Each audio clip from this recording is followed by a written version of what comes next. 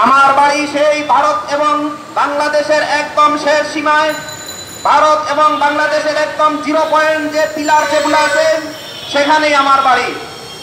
আমি দেখেছি, আমি একজন ব্যবসায়ী, সেই হিসেবে আমি এবং আমার যারা পার্টনার ব্যবসায়ী আছেন প্রত্যেকেই আমরা ভারতের কাছে জিম্মি হয়ে আছি। আমরা বড় অঙ্কের টাকা তাদেরকে দেওয়ার পরেও, দীর্ঘদিন অপেক্ষা করেও তাদের থেকে আমরা পাথর উত্তোলন, পাথর আমদানি আমরা রীতিমতো পাই না। তারা এক পর্যায়ে এই ভারত সরকার এবং তার নাগরিক আমাদের কাছে তাদের অতিরিক্ত বেশ কিছু চাহিদা আমাদেরকে জানায়। বাড়ি চায়, অতিরিক্ত গাড়ি চায়, বিশাল বিশাল ব্যবস্থাপনা আমাদেরকে তাদের বহন করতে হয়। তারপরেও আমাদের টাকা অগ্রিম নিয়েও আমাদের পাথর তারা রেগুলার দেয় না। আমরা বলতে চাই, অতীত আওয়ামী সরকার, ভারত সরকার, মোদী সরকারের কাছে দায়বদ্ধতা থাকলেও বর্তমান প্রধান উপদেষ্টা ডক্টর ইউনূস সাহেব উনি কিন্তু ভারত সরকারের দাবিদার নন। আমরা জানি ডক্টর ইউনূস সাহেব এই দেশকে হাতে নেওয়ার পর থেকে দেশে একটা শান্তি বিরাজমান হচ্ছে। এই দেশের শান্তি, নিরাপত্তা, অর্থনৈতিক চাকা দিন দিন অগ্রগামী ভূমিকায় চলছে।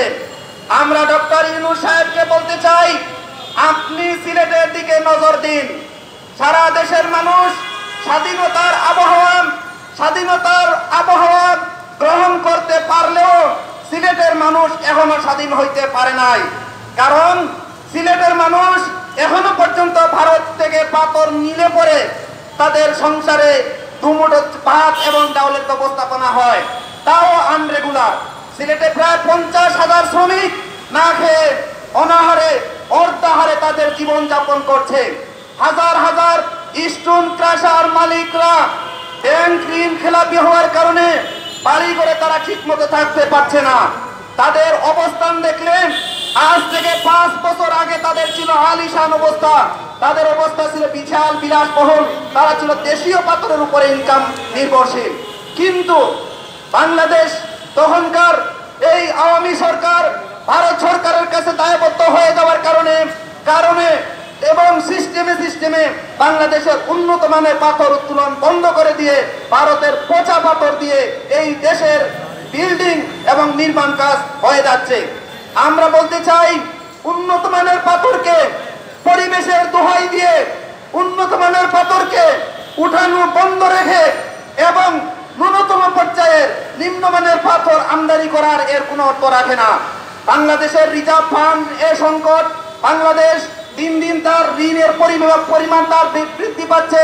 এগুলা দমন করার সাথে ভারত থেকে পচা পাথরের আমদানি সিস্টেম বন্ধ করে এই বাংলাদেশের সিলেটের ভোলাগঞ্জ, শাহরফিন, জাফলং, তামাবিল এবং সুতারকান্দি সহ প্রায় 8টি স্পটের পাথর উত্তোলনের বৈধতা দিতে হবে।